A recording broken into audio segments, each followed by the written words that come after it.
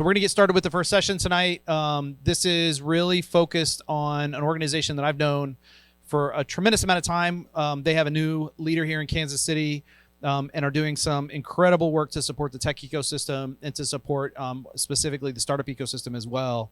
And I wanted to give them the opportunity to talk to us about some of the work they're doing and kind of what the roadmap looks like for them here in Kansas City as well. So with that, Pam, it's all yours. Thank you, Kevin. Thank you, Keystone, for allowing me the opportunity to talk about our organization today. I'm really excited to be here, so thanks for coming tonight. I am here tonight representing LaunchCode, this fun rocket right here. That's our logo. You should know us by our logo. LaunchCode is a nonprofit organization. We call ourselves a talent tech accelerator. So our mission, and I will go ahead and flip it so you can see it. There we go. Our mission is to build a skilled tech workforce, giving access and opportunity to marginalized communities who may otherwise be blocked out of a chance to start a career in tech. So LaunchCode is an organization that was started by Jim McKelvey, who you know that name from the Square app. So he's the one who started Square. He actually grew up in St. Louis, and he wanted to find a way to grow his business idea at the time in St. Louis and found that there was no tech talent to support it. So he had to run off to Silicon Valley in order to do that. But instead of just saying goodbye to St. Louis and not worrying about it, he started LaunchCode as a way of what he called bridging the gap, the talent gap and opportunity gap.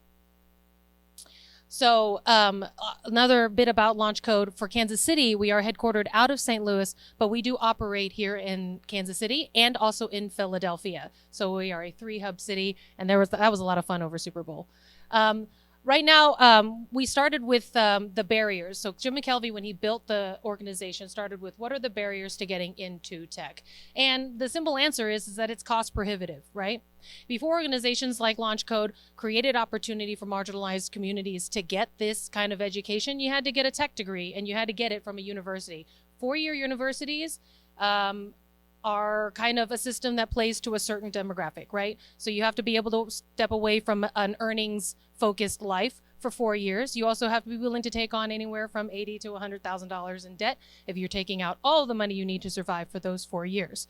And that pretty much cuts out a large demographic of people who might otherwise be really talented in the field. So what we have done at LaunchCode is we have crossed that barrier, allowing people access to this education for free. And we're going to talk about how we do that. So we talked about the big picture. One of the ways that we do that is we offer free educational programming. And then the other thing that we do is we offer free talent placement. And what that means is that we have an entire department of dedicated individuals whose entire job it is to knock on the doors of big companies and big corporations and say, hey, we've got amazing proven talent, and we would love to have you give them the opportunity to show you how amazing they are. And it is a model that's worked successfully for 10 years in St. Louis and 6 years here in Kansas City and 2 years out in Philly. So we feel really, really good about our model. So this video was presented and put together to demonstrate the diversity of our tech talent. The tech talent that we typically serve are people who are in minority communities. These are not just people of color, but also LGBTQ. We have programs that are focused to veterans. We have programs that are focused to the incarcerated populations. So when we say that we service the marginalized communities, we really try to mean that. On this video, we have some really amazing launch coders who were former stay-at-home moms. People who worked in the trucking industry, people who worked in the restaurant industry. This individual stepped away from her career because she had to care for her elderly mother and didn't think that she was going to be able to get back into like what we call a rewarding career or a economically forward career. So she was really excited to have it. This is Sarah Mayer. She is from Boeing, and she actually served as our interim CEO. So she was really great to have. We do now have a new CEO, Tasman Scarl, who we are super excited about. So we can skip through this, but it's a wonderful video. And if you guys have a chance to find it on YouTube, we'll set a link for it. So LaunchCode in its 10-year career has launched, or in its 10-year history has launched over 3,100 careers. We can add 3 more to that here in Kansas City. We just got word from our company rep here in Kansas City that we're converting 3 more people into their careers. And so that's a really great number. I think that that's extraordinary. We've educated almost 10,000 people. And then we get hires for about 3 out of 4 of the launch coders that go through our program. So I think that in terms of like success rate for organizations that work in this space, that's pretty phenomenal. It's pretty outstanding. We've been featured in publications like Forward Magazine and IT Base because of our extraordinary model. One of the things that I've said that we have learning programs out in St. Louis, here in Kansas City, and Philly, and we have specialized programs in web development, data science, Salesforce, and we also are looking into building a cybersecurity program, which is really exciting growth for us. So our tech talent can not only work in technology, like what you would think is big technology, but they also work in non-technology companies, providing tech value there. Here are some of our biggest partners. These are people who are in support of our mission or have active consultants with us. So we are very proud of the groups that we have supporting us. One of the biggest partners that we have is MasterCard and Boeing and Centene out in St. Louis. They were one of Jim McKelvey's first partners to get LaunchCode started. And here in Kansas City, VMLY&R is one of our biggest supporters. So we are, along with Commerce, along with, I'm forgetting some, so don't, their logos are up there. So I apologize if I forgot about some of you. So let's talk a little bit more about our learning programs. So our learning programs are really focused about developing local talent. So we were just having a conversation just now with Kevin and Craig about how important it is for Kansas City's growth in the city and also in tech to also bring along with it the support of KC local talent. A lot of the companies that are coming in are having a lot of like excitement around how livable KC is and how it's going to really drive people to want to move here. But what's really important to me and to us at LaunchCode is to create that ecosystem, that talent pipeline that really does support people in Kansas City learning the skills to provide value for the city in which they live in. Here are all the different courses that we offer. Our courses run from 25 weeks to 36 weeks, depending on what you want to study. It is free to the learner, which is an extraordinary thing that we can offer. What we do with that program is we provide the opportunities for them to learn the basics so they can come into our program knowing nothing about coding, and then they can get the skills they need to be able to then go into a project with the group, and then they learn the skills of what it takes to build a project with people, and then we get them an opportunity with our company partners. There's some wonderful testimonials from some of our former students. We want to show you the demographics of what we do. So when we go into a city and we set up, we look at the demographic makeup of that city and we make sure that we're providing this free education opportunity that matches the demographic makeup of the city. So here in St. Louis, you can see that we have certain demographic that's counting as white, binary, non-binary, women, Black, Asian, Latino, Hispanic. And you can see not only do we sort of match that curve, but we do better in some of the other ones, right? So we are hitting that Asian percentage higher than what the percentage is in the population. I think our goal is to make sure that blue line is above the green line as much as possible. And that means that we're reaching the right demographics within our cities. This is how KC lines up. Multiracial and other. I love these categories. And then here is Philly. So you can see that our mission is, again, to provide opportunity for marginalized communities or diverse communities. And I think that the data shows that we're doing a pretty good job reaching those.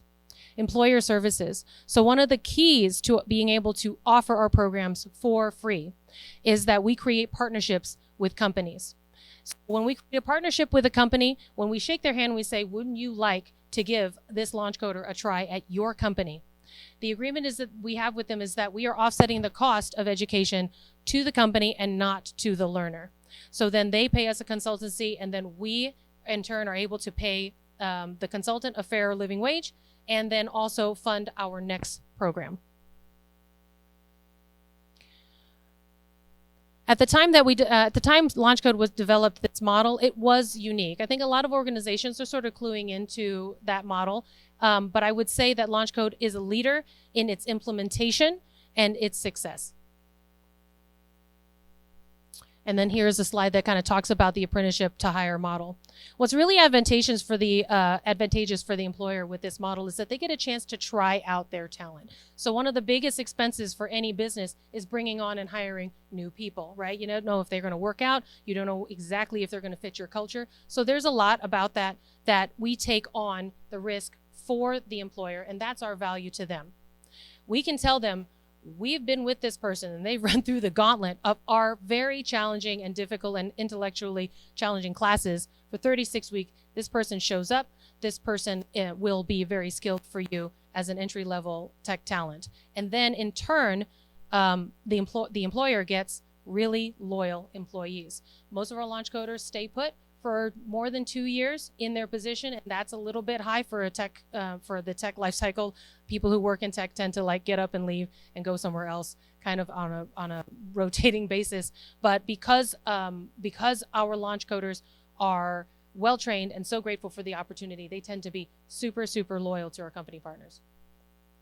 Different employers that we've worked for, that's worked for us is works with us. VMLYR, Ad Astra, MasterCard, and Balto. We have even more partners to add to that list. You can see that our direct hires, again, are showing really good percentages in women and non-conforming, people of color, LGBT, and even disabled populations.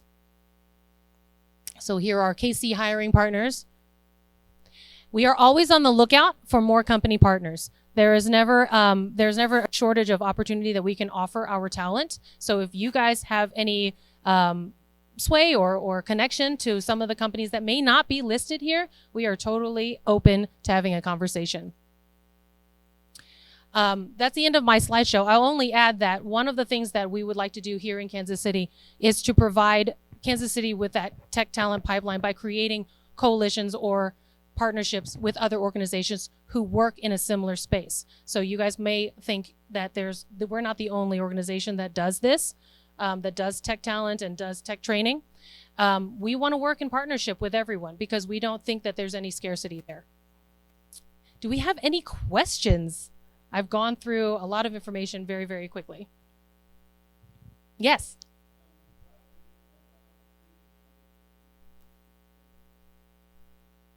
Oh, with technologists getting, that's a great question.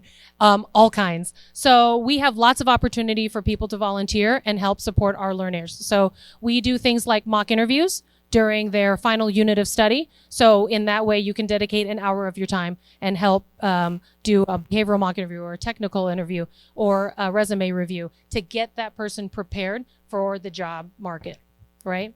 The other way that you can actually help is, and what makes LaunchCode really extraordinary is the way we execute our learning programs. It is the incredible community and support. I myself was a launch coder. I went through the program as a mom of 2 young kids, and I was also running my own business at the time. And this program still allowed me to meet my dream and goal of learning how to code, something that I've been trying to do for a really long time, like almost a decade by myself. I needed that community, and LaunchCode really excels in this area. What they do is we reach out to our lead instructors, are usually professionals in the industry, so they are giving relevant information to the people that they're teaching. And then after that, we have teaching assistants or TAs. And the TAs, those ratios are really great. You've got 2 TAs for between 10 and 12 learners. So that means you're getting that individual attention so that you can ask the questions, you can ask the dumb questions, and you can get the help that you need. And that's what makes us really different from maybe any other program you can pay for or other programs that you can participate in for free. I found in my experience that is what was great about that. So as a professional, you can volunteer to be a TA, you can volunteer to be an instructor. And in fact, those 2 roles actually are paid.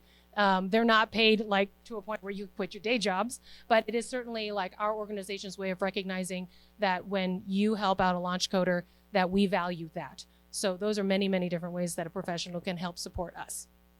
Those are a great question. Any other questions or comments? Yeah.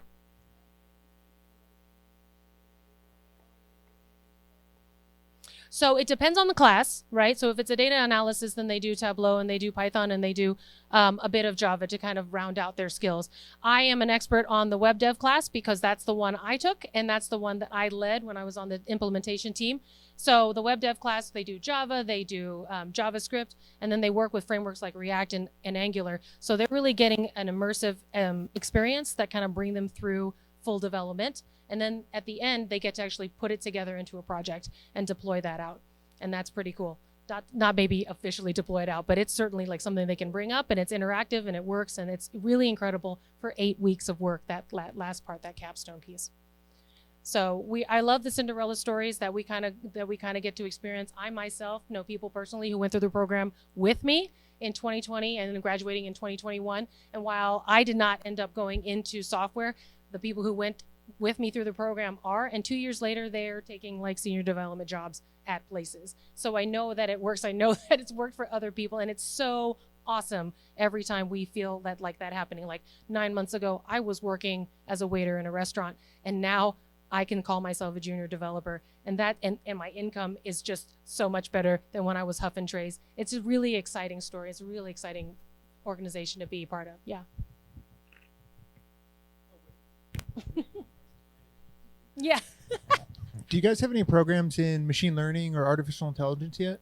No, that's a really great question. So LaunchCode is focused on getting people jobs. So AI is really exciting right now. Web3 is really exciting, and machine learning is really exciting. There's not really a heavy industry looking for people in that space that are like entry-level talent.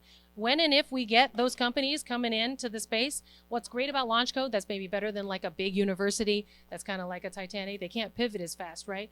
Is that we can be responsive and develop the programs that the city that we are in needs, right? So now that we're in Philly, there are different needs in Philly than there are here in Kansas City. I really love that flexibility. When I went through the program, we learned C# because at the time, the data showed that C# was a skill that people were hiring for. And then we found out, like after I graduated, that C# wasn't as prevalent, that Java and JavaScript and getting React more than Angular was maybe more valuable for the current market. So immediately the organization was just like, let's pivot. Let's make sure that we are giving these students relevant skills, right? Hey, Pan, when you talked about the ecosystem piece, the collaboration and the opportunities to work with LaunchCode as maybe an ecosystem partner or collaborator, are there specific examples you can give? I don't know, there's organizations like Goodwill here in the building, right, that are doing something similar, but could be a collaborator. Like, can you give us some specific ways to think about what that looks like? So yeah, I can give you specific ways that I would want to see it happen. So this is really more about what I would like to see for Kansas City and how I think LaunchCode can play a part in becoming a leader in that. So Kevin brought up the Goodwill program. They have the Goodwill Bridge Technology program. They are taking people who come in who have no computer skills whatsoever. Some of them don't even really know how to type, right? And they're giving them a really beautiful survey of experiences in tech. So these are people who are 3D printing when they have never even heard of a 3D printer before. These are people who are doing a bit of light coding when they have never even done that before.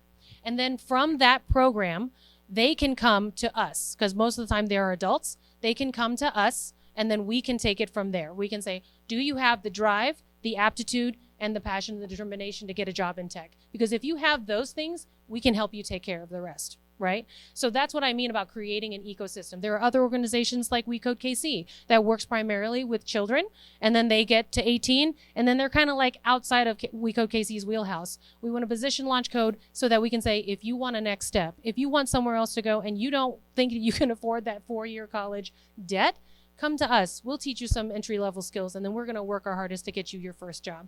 I think that that's what I mean about pipeline and ecosystem, is that we feed into each other, and the organizations that work in a similar space really support each other and not really working against each other. That doesn't really work well in order to create a healthy ecosystem in a city. Does that answer the question? It does. It does. I'm now going to move on to another question that I have. This is a 2-part question, Pan. I know I'm moderating from the back row. It's terrible, isn't it? So one of the things I've heard from employers that are big LaunchCode fans is, they feel like there's places they can go to get people that have technical skills, but they really enjoy the launch coders because they come in and they have more of a I would call them the essential skills kind of background and so on. And I know that there's somewhat of a focus on kind of the team collaboration, like some of those other elements that LaunchCode provides that you might not get in another structured program that might be more academic based and so on. Can you talk a little bit about like the methodology or the philosophy behind that and how you guys maybe instill some of those characteristics in LaunchCoders versus others? I mean, the thing that you're pointing to is the reason why I have a LaunchCode t-shirt on right now. And again, it goes back to that community piece. So when you go to a university, and I have many papers from universities, it's a very individual journey, right? You've enrolled, you're paying, you get the value you want out of it, and then you have sort of an authoritarian teacher in front of you who's dispensing knowledge, and you got to pass my tests and that kind of thing. We operate on what we call a flipped classroom model. A flipped classroom model puts the onus not on the teacher to teach you the skill, but for you as the learner to learn it. And then I am the facilitator, right? And so that kind of flipped model, and I kind of believe this in a holistic sense, not just for like LaunchCode and adult learners, but like when you put the onus of learning on the learner, then that creates investment and like a personal investment and personal drive. Through that personal drive, you are hungry. Like you develop a hunger to want to learn these skills. And when you're hungry, you're going to look for friends who's going to help you find that food, right? When you look for friends to help you find that food, you guys are asking the same questions. Oh, you are also confused about this? So am I. Oh man, I feel a lot less stupid. That makes me feel really, really good, right? And in that, you're bonding and you're creating community. That's what makes us different. That's what makes LaunchCoder a LaunchCoder. When our employers love LaunchCoders because, man, they're so hungry, they're so ready to learn, and they are so receptive to feedback and improvement. And that's so different than sometimes we meet people who are self-taught, and they're very proud of that, and they should be. It's a hard journey to learn how to code when you didn't know how to do it before, but then they become siloed and isolated. They become hard to coach. They become hard to talk to, and maybe their development isn't as strong in terms of the team player or what we call the soft skills portion. What I love about LaunchCoders is that we know that we are human and that we are learning and that we are here together and that we support each other. I am really, really proud of our alumni network because even though we weren't able to stay as connected as we wanted to over the COVID years, when I called a meeting, I had people who were graduated from our 2019 class come. And I think that speaks volumes. 2019, how long ago was that? Like 4 years ago? That's like a lifetime ago, right? But they are so loyal for their experience, just as I was as a student, and I am still, that they're like, no, this is an environment of people that I can be vulnerable with, that I can be successful with, that will celebrate with me, and will coach me if I flub, right? So I think that is what we do better than anybody else. I said it was a two-part question. I realized it's really two questions, so I'm going to ask the second one now. You've positioned a lot of what you've said, the LaunchCode kind of positioning in the market as an either-or with a university, like a 4-year university, a degree, the debt, the expense, those types of pieces. Talk to me a little bit about career transition opportunities. It seems like you're also in a really good opportunity to take people that already have those foundational pieces but aren't in an innovation economy role. What percentage of LaunchCoders that come through are career transition versus maybe like of that, as an alternative to post-secondary? Yeah, so that's a great question too. He's pointing to our organic candidate program, and so as you can become a LaunchCoder without going through our learning programs. You can gain the skill on your own and then interview to be included into what we call our apprentice pool. The process for that is that you can bring your own into it, and you just need to have what we call a marketable project. You need to have sort of proven skill. Once you can show that you're like, no, I know how to build a project, I know how to do this together. Sometimes we meet those people and we're like, this is that you did this wonderful thing by yourself. We're going to coach you to kind of see if we can get a different project or a different product out of you so that we can also showcase your team working skills, right? So it is not just closed. And we do get a lot of people who went through a 4-year college and still, for some reason, cannot get into their first job in tech. What are the barriers there? I don't know. I'm interested to dive deeper in that and find out what that is. But we do have an opportunity to allow people who come from a traditional. So it's not really either or. It's just if you had the choice between getting in debt or not and gaining the skills that make you job ready and job relevant, I think that the better path is of the least resistance, right? But if you did come from a traditional education and you are still looking for being matched with an opportunity like this, LaunchCode does have a way to do that as well. I lied. I've got one more. That's what happens when you're the host. Yeah. So I appreciate that, and that to me sounds like someone who already has the skills and is looking for maybe placement, but needs to like round out kind of the things that you were just talking about. I was even speaking more to someone that didn't have any of the technical skills, but they had a college degree and they could come through your program and didn't have to go get another 2-year degree, like they could just come for the very targeted 24, 45, whatever the program is, that very specific skill set. So say I'm a English major, I can't get into tech because I'm an English major. So I need to have web dev skills, or I need to have UI skills, or whatever it might be. Like those people can come through the full program. Yeah. So it's not necessarily just an either or with college. You could be a career transition opportunity, more agile career transition opportunity for those people as well. I mean, and that's just a different kind of barrier, right? So not all barriers are necessarily like economic barriers, as one might think when I first say that word. But it's any kind of barrier. It's anybody who was a teacher and wants to get into tech but can't quite pivot and they want to become a developer. I mean, you can be a teacher, you can be wonderful in tech, but if you want to become a developer, you've got to have some skills, right? So most of our audience is second career professional, like professionals or adults. So these are people who have like spent some time, a decade or more, doing another kind of job, and they want to pivot. What opportunities are there out there for them, right? In this city, there's a ton of opportunities if you are between the ages of 18 and 22, and you're either 17 or 16 and 22. So there's a lot of wonderful high school programs. There's a lot of wonderful early young career programs out there. But if you grow up and then you want to get into this program, there's a real barrier there to get in, which is why it was really valuable to me when I found LaunchCode, that it gave me the opportunity to learn this skill, and it gave it to me in a form that I could receive it, right? Just being a grown-up adult. But yeah, we've had teachers who have gone through our program. We've had people who have gone through Ivy League schools that have gone through our program. We've had people that have gone through our program that didn't finish college, and for whatever those reasons are, and that doesn't count against you, So we're very open to helping anyone. Yeah. To that end, so I'm gonna, since I was using a daytime television reference earlier with The Price is Right, I'm gonna go with my Phil Donahue. That's what I feel like right now. I've also dated myself by saying I'm like Phil Donahue, but I'm just standing out here in the audience asking questions. I'm gonna flip this. So to that end, I'm gonna flip the script a little bit. The companies that you've worked with that are successful in hiring and retaining launch coders. The idea that they don't have to have a college degree, the idea that they don't have to fit a mold that maybe might not pass through an HR filter, right? If they were applying through an Indeed or just applying straight through a job. What have you seen? What has LaunchCode seen from employers about their approach to hiring people? Those ones who are successful in bringing launch coders in versus the ones that will just generally throw them in the not successful bucket.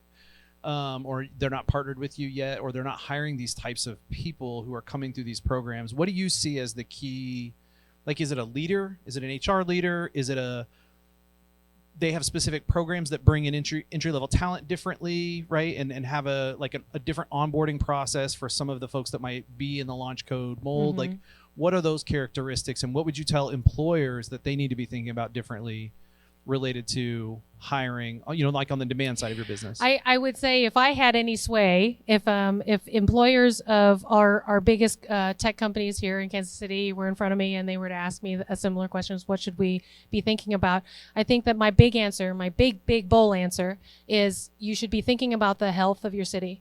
You should be thinking about the skill, talent, and that ecosystem, and keeping that healthy. So when you think about opening positions and opportunity in your companies, you should think about how are we making it sustainable, right? So the kind of thought process I have behind that for myself is that, Silicon Valley is what it is, and it's fantastic, right? And now there's some stories out there that say that there's a mass exodus from Silicon Valley and the challenges that are there.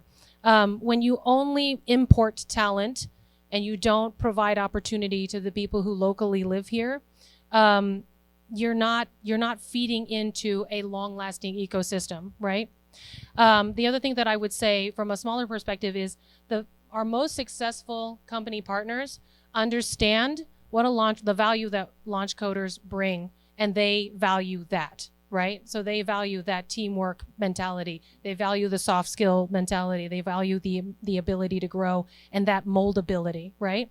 So another thing that we ask of our company partners is that, understand that these people are coming from different industries and they're coming from different backgrounds. And our company partners are like, we absolutely understand that. And we are here to provide coaching and to provide support from our end. So some of our most successful company partners, when our launch coders get in there, they immediately are able to provide, like a sort of mentorship or some sort of support that will allow our launch coders to be successful. Because there's a lot of things that come with changing your careers that's not necessarily about what you're doing at your job day to day. Insecurity, imposter syndrome, not sure that you're belonging, right? You've never worked a corporate job before, maybe.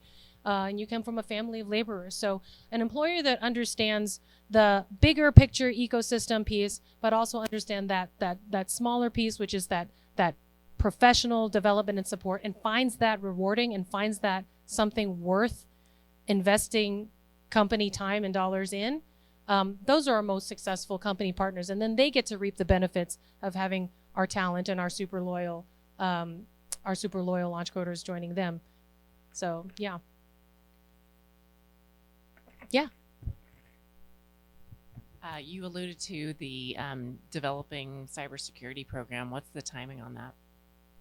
So the cybersecurity program is something that we are looking into right now. We are having conversations about who is already doing things in that space, because in St. Louis and in Philly in particular, we partner with other organizations. Philly in particular being an East Coast facing city, there are other organizations that work in a really similar space. And we believe in the ecosystem, we believe in partnership.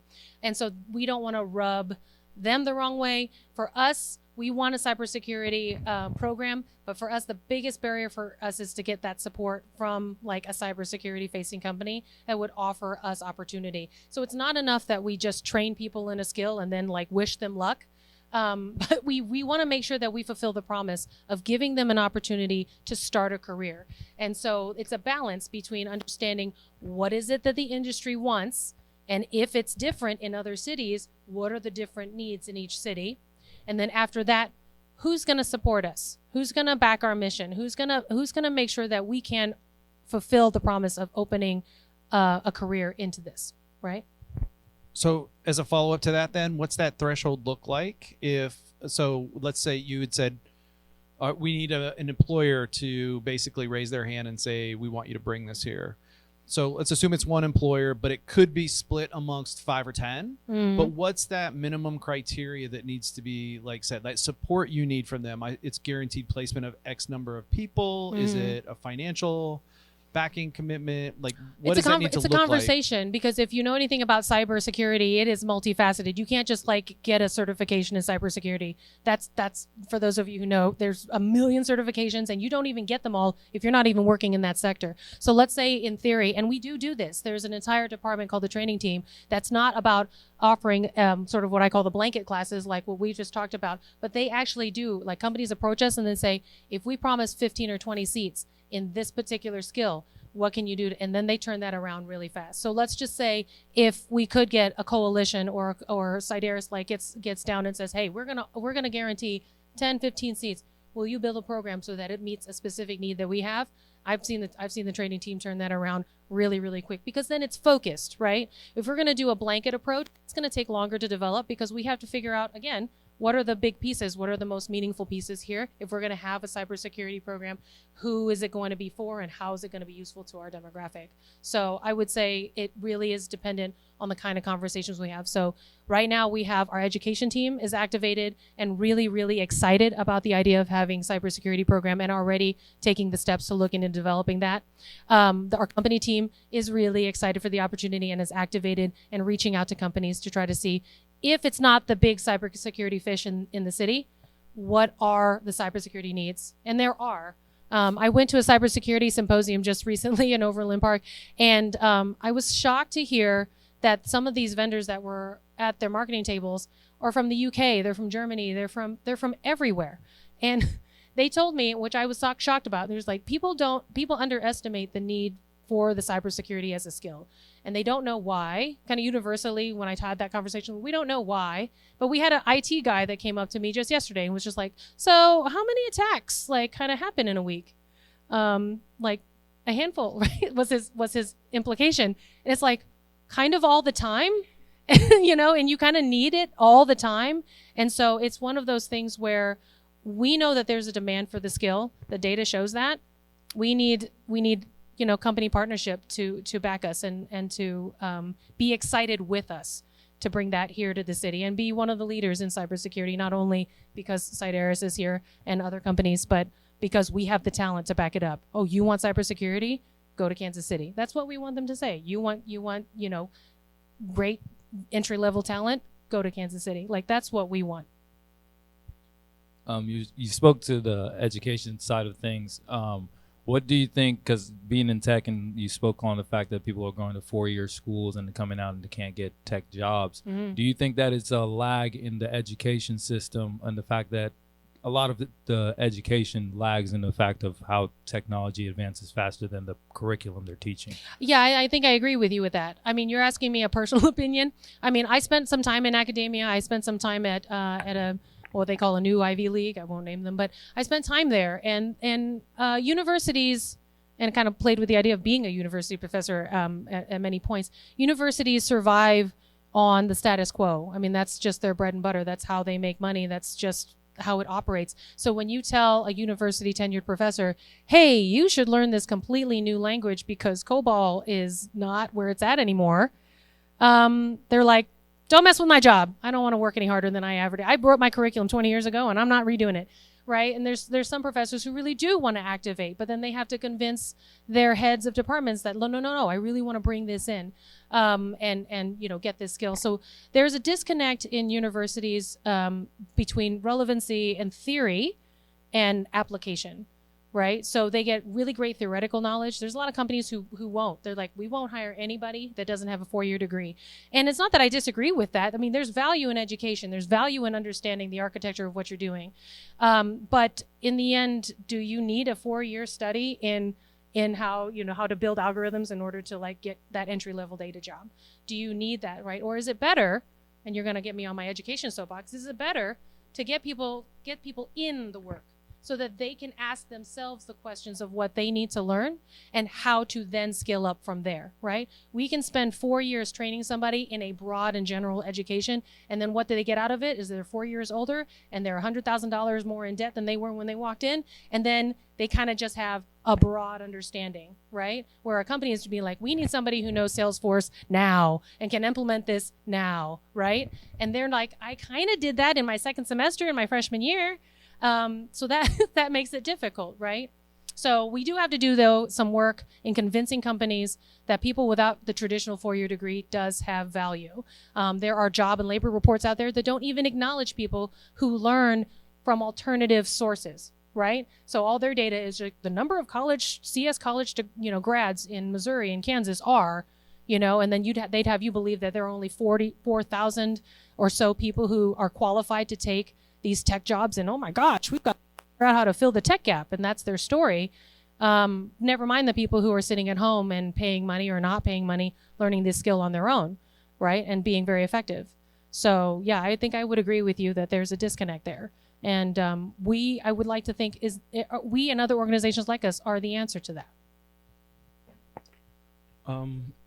So you probably shared this during your presentation, but I wasn't here. However, I am very curious. What is the process when you guys partner with companies to like fill those positions, those tech positions? You want to know more about the process? Yeah. So the process is that we have a whole team, the company team, we call them, and their entire job is to go out there and shake hands and get people to like sort of changing minds and hearts. Like that's their first job, right? So they get out there and they say, hey, I'm part of LaunchCode. What's LaunchCode? We're a talent accelerator and we help marginalized communities get access to tech careers. Oh, that's interesting. Can I tell you more? Yeah, let's have a coffee and tell you more. And then we investigate what their needs are. So this isn't about pushing a bunch of people onto a company that the company doesn't need. Don't you feel good? Isn't it philanthropic of you to help out these people in our nonprofit, mission? No. We want to provide value. And I think that's a super, super smart way for a nonprofit to position themselves, is not only to have an altruistic mission, but also look out for what is the need? Like really, and more, are we fulfilling a need, right? So we're having that conversation with a company, and the company tells us, we have 11 data jobs that we haven't been able to find qualified people for. Oh, do you really? Would you like us to introduce you to some data people that we just got done training? And then they might say yes, or they might again say, we have a need in this specific skill. Could you help us with that? And then from there, the sky's the limit in terms of what our relationship can be. Now, when a company agrees to partner with us and bring on launch coders, again, they enter into a consultant form. And so what it really means is that LaunchCode is now the consultant that's hiring out that talent. But our goal is not to keep that talent under our consultancy. The goal is on an average of 6 months is to show the company, like, try this guy, try this person out, try this guy, girl out. 6 months. And if you like them, we're going to start poking them and be like, hey, isn't that person amazing? Haven't you just loved having them on your team? How about thinking about like bringing them on for realsies with your company? And then we call that a conversion. And every time a conversion happens, we are super excited. That's a party for us, right? But with LaunchCode's apprenticeship, what it also makes us different is that we pay a really great working wage. So this is like anywhere from 25 to 20, $25, depending on the company's relationship. But they're getting, well over minimum wage, right? So they could be checking boxes at UPS like I once did. Or they can be earning money while they are learning how to do the job. And then they also get healthcare coverage. They also get sort of benefits that I get as an employee of LaunchCode, being an apprentice. So we want to make sure that we are helping people move up in their careers and getting experience. So that's how that looks. After about 6 months, we'd like to see them converted. Has it taken longer? Yes. COVID has really just shown, I think, the world about how flexible is your business? And if it wasn't flexible, then you broke and you're no longer here. And what I'm really, really proud to say is that LaunchCode is one of those flexible businesses that survived that period. And so we're happy to see our conversion starting to pick up and going back toward more of the timelines that we want. Oh, and I have a follow-up question. So after the conversion, do you guys provide support for, the employee and the employer? Or After conversion? yes. In what way? We stay in touch and we stay engaged, but we don't provide additional support. Are you talking about professional development support and that kind of thing? Since it's tech, No, it's like constantly officially, changing, no, so. officially no, but there are alumni resources that every LaunchCoder has access to continue to skill up. Right. Yeah. All right, last question. And I'm going to challenge you to be quick on this one. Okay. You mentioned when I asked you the question about employers, you started by saying, yes, I would say to any big employer, most of the companies that I know that are so satisfied with launch coders are probably more venture growth, early, is that what you guys see, that there maybe the startup community or the venture growth community, those companies that are maybe scaling faster but have a little bit of a less rigid view of what HR looks like in their companies, I guess, is one way to say it, seem to be more successful. Is that accurate, or is that just because I maybe spend more time with that community? I would say maybe, but I think that our largest company partners are not what I would call startups. I mean, they're global conglomerates, and that kind of thing. But they're the ones who can offer the most seats. Now, that's not to say that we don't work with the smaller companies like what you're speaking of, right? So they offer us like 1 or 2 positions. So the scale is different, right? It's not that we don't work in that space. It's just that the scale is different. And our goal, again, is to get many people to get their tech career started as possible, right? So our big desire is for us to get the attention of the Black and Veatches and the Burns and McDonald's and the big fish, so that we can get as many people seated and started as much as possible. But having said that, it is sort of a dream of mine that we can support that entrepreneurial space and we can support that startup space. It's just about finding a model that creates something sustainable for all of us, right? So startups typically have to be careful with, if they get seed funding, like where they're spending their money, right? So they have to be able to pivot and move quickly. And if they're not able to do that with entry-level talent, that's sort of like the stall, right? So they're looking for people who have 3 to 5 years experience, and that's not exactly how our learners come out of our program, right? So. Thank you for sharing. So if someone wants to get more information, reach you, how would we do that? So if you want to get more information, my computer went to sleep. My name is Pan, like Peter Pan. So you can go pan@launchcode.org. You can also go to www.launchcode.org to find out more about our organization. You can also look at our classes, which we do have a class that is enrolling right now, virtual learning class for part-time web dev, and that is going to be closing on April 9th. So if you know anybody who might be interested in a free opportunity to learn or skill up or grow in their web dev skills, point them to the website and get them to apply, because that date is coming fast. I'll be applying soon. Yeah, you'll be applying soon.